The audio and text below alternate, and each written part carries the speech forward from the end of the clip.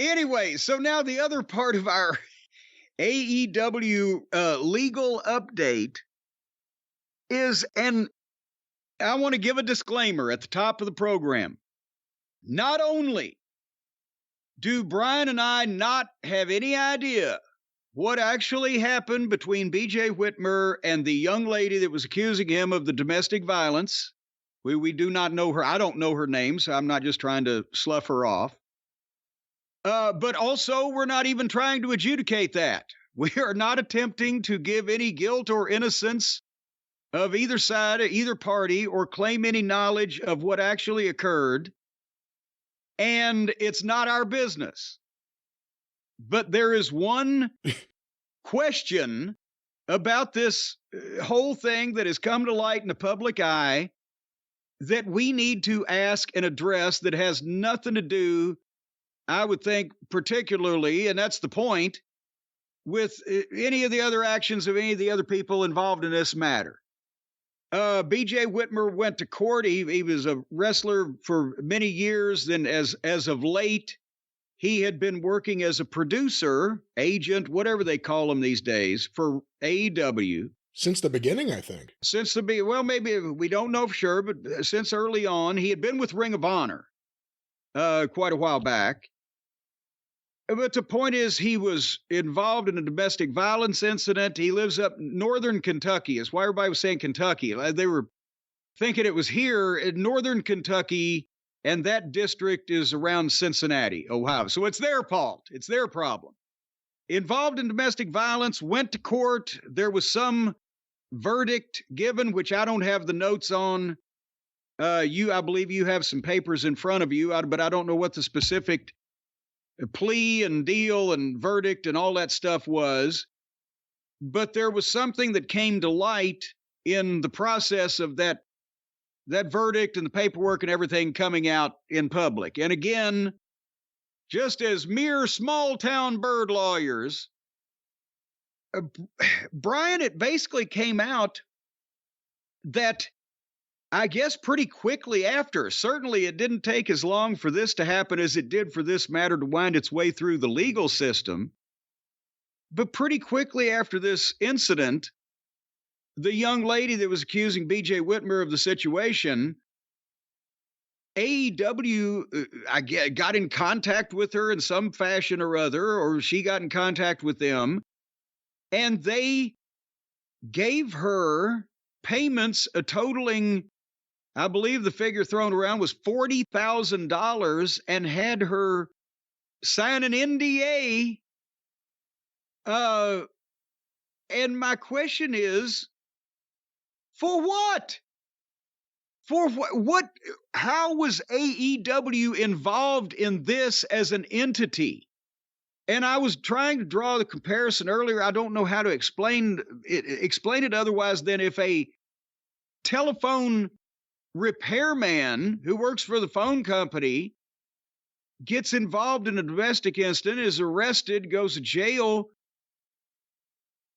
Yes, they should be found out, prosecuted, the full extent of the law, punished, whatever the fuck. But how is the phone company responsible? What responsibility or what reason do they have to get involved and to give the victim, if they wanted to even give the victim, oh, we feel bad that something happened to you, so here's some money to help you with your various issues, but then why sign an NDA? Because that would just be a charitable thing to do rather than expecting silence for it based on presumption of guilt of the company, which they didn't have anything to do with it. So why are they just handing this fucking money out, is my question. We don't know. And again, you just kind of said all the things that are in the document here. But if we go to it and you go to why, under Section 3, this is from the sentencing memo, considerations for Commonwealth's offer of a plea of guilty. Because they gave him an Alford plea. Famously, that's, if you know the case of the West Memphis 3, they eventually got Alford pleas. They maintain their innocence, but they say they're guilty because there's a chance that the prosecutor could win. Well, wait, actually, no. I've even got a better one, because I think I may have put one of these in the past.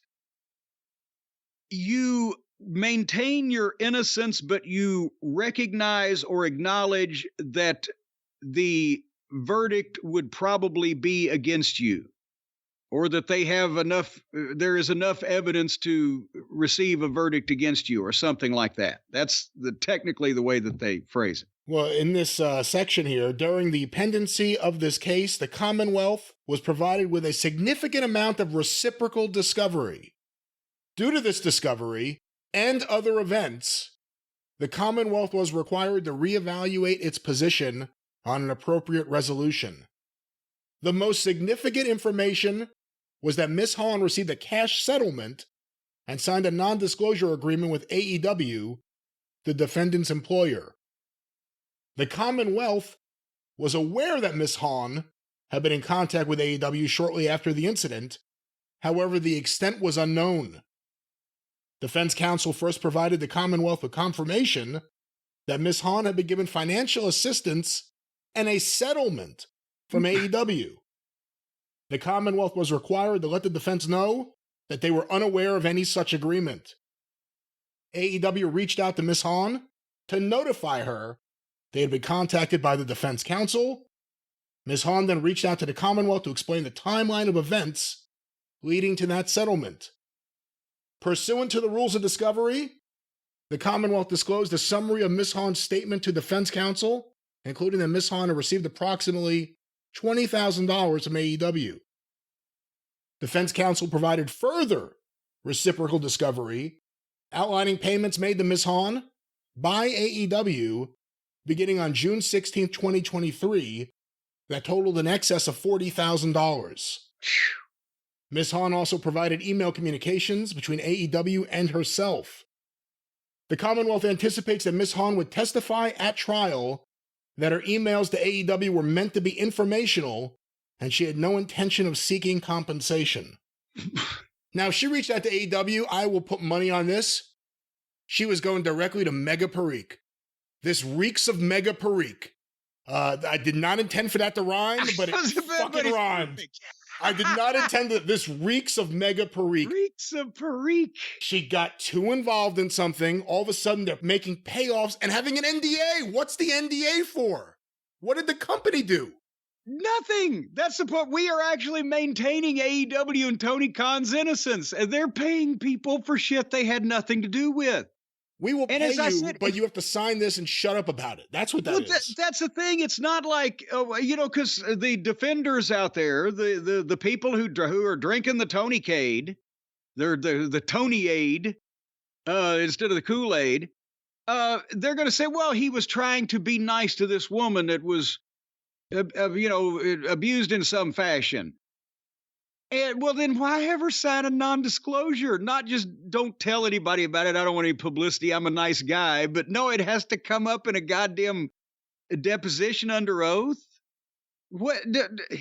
That's what I'm saying. There was no responsibility here on the part of a company. That's like, so what? Dahmer worked for a candy factory, right? Did they sue the candy factory? I don't understand. He's just giving people money, but he's wanting them to hush up about what? Yeah, what was the woman going to say, that working for AEW had driven my spouse into a blind rage when he was beating me? What the fuck? Here's the other question, and I have to dive through this further. Not everything obviously is in the sentencing memo, but when did they pay her? Did they pay her as soon as BJ Whitmer was arrested? Was it just that simple? He did this thing? Was it before that? I don't know the timeline of events of when things were alleged to have happened. Not taking any sides here. I think it's despicable to beat up your wife or whatever the fuck is alleged. Not taking any sides. But when was the communication between her and AEW, and I'm going to presume once again the AEW legal department, who would be the one signing off on all this? When was that communication, and when were the payments? Because there's one for $20,000, then it says $40,000. So when was this money disbursed? Because obviously BJ Whitmer was not convicted of anything. This Alford plea is just recent. This just happened. Yeah, this was last week. And also the way that they phrased it may have slipped by some people, but the document there said that the young woman said that her email was just meant to be informational. In other words, she wasn't like, give me money or I'm going to fucking do this, that, or the other thing. Here, it was like, here, I'm going to tell you what this asshole is doing. Your employee did this to me. I want you to know. That's what it sounds like. Yes. And so then, oh shit. Well, give her some money and have her sign an NDA. Don't have her talk bad about I don't know what. Or, but again, it's awful easy to get Tony scared for his life, isn't it? Wow. And again, they terminated BJ Whitmer right away. And then, again, I need the timeline of when everything happened. I think they arrested him pretty quickly after the incident happened, if I do recall. I didn't know that particular factoid was going to need to be applied to this, but I think they arrested him pretty quickly, and they fired him pretty quickly. What the fuck is Mega Parikh doing? Whatever. Now, you can only cast a spray. It just reeks of Parikh. That doesn't mean that it was. It's like that Linda McMahon shit with the fucking Ring Boys back in the day. Like, oh, we really do like you, and we're going to actually bring you back and give you a great job, and here's a bunch of money. Just sign this. Not to compare the two things, but it's just why? Hey, Linda's in Florida. She had nothing to do with this. Do not compare those things. Mega's in Florida, Jacksonville, Florida, to be specific. Maybe Linda is teaching a class that Mega has gone to in career advancement and corporate policy. Another member of the winning team over at AEW. Jeez. And you hear from fans every now and then, you guys are awful. You're mean to her because she's a woman. No. We're mean to her because she's mediocre at her job. You guys alluded to the fact that she may have had relations with wrestlers. We didn't allude to anything. We said she had relations with wrestlers. She's going to sue. No, she's not. Really. At some point, you guys got to realize we tell the truth. Some of you wake up to it. But unfortunately, it's about your favorite company. You pretend like we're doing something wrong by telling the truth. You're ruining my fantasies and my dreams. Wake up. Wait a minute. I've heard that before in my sleep. Are you in my room, in my head, Brian?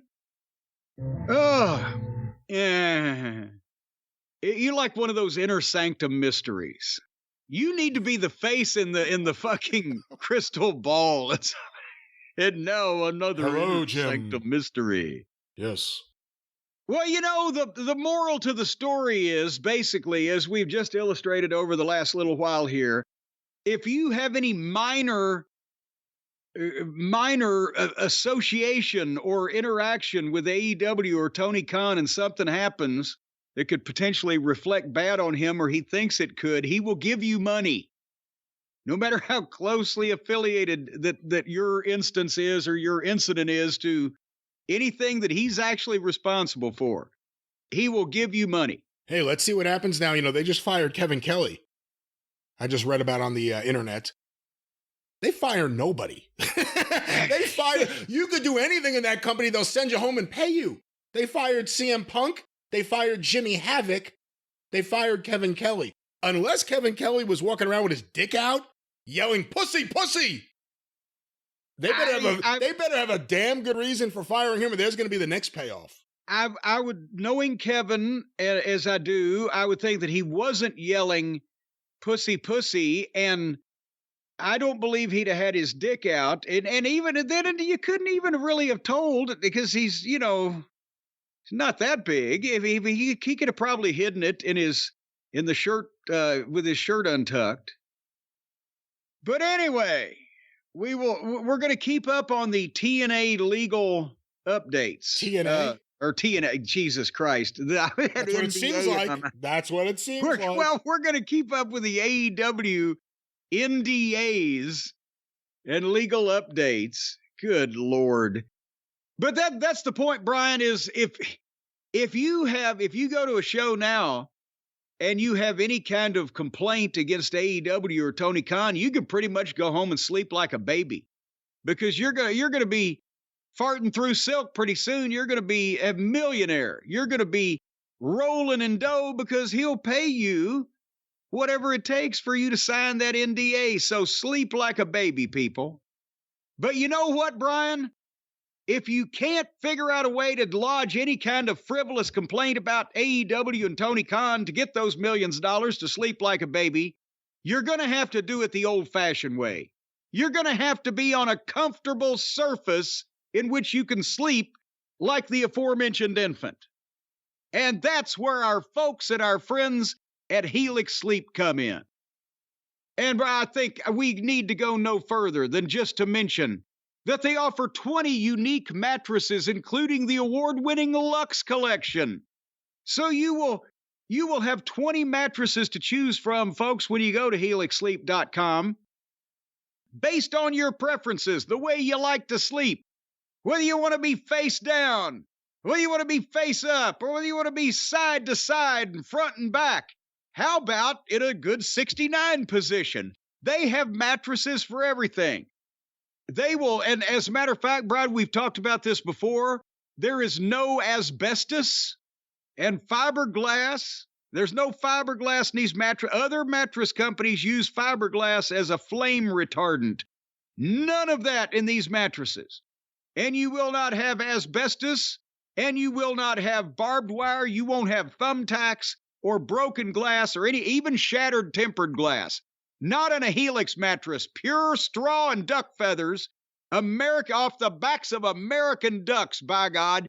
And these goddamn ducks that they pluck these feathers off of to stuff in these mattresses were forced to serve 2 years in the U.S. military, so they're true patriots. No, there's no duck forcage of military service or anything like that. Well, that's what I was told. We don't know anything about the ducks. Now you're talking about ducks. You don't know anything about where they get their stuff. They're all American ducks. You're not sending your money to fucking foreign menace ducks here when you go to Helix. And folks, again, the 10 to 15 year manufacturer's warranties, depending on the model that you get, well, most of you are not going to live that long, so you won't have dick to complain about.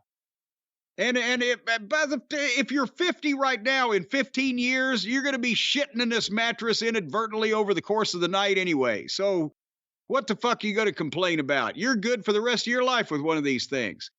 And did I mention no hazardous material? And they've got kids' mattresses specially designed with the kids in mind.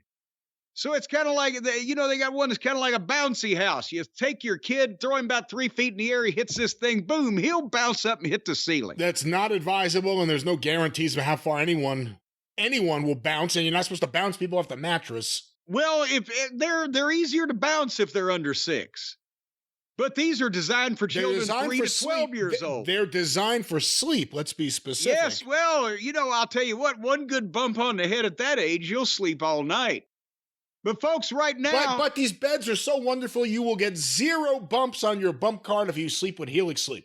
Well, they're not beds, they're mattresses. You don't need a bed to sleep on a mattress. If a lot of you people out there, if you're listening to us, but you're not doing well and you don't have any furniture in your house, hey, that's the way Randy Savage used to live back when he was a starving wrestler. Just put the mattress right down on the floor, because if it's a Helix, it'll make the floor feel good.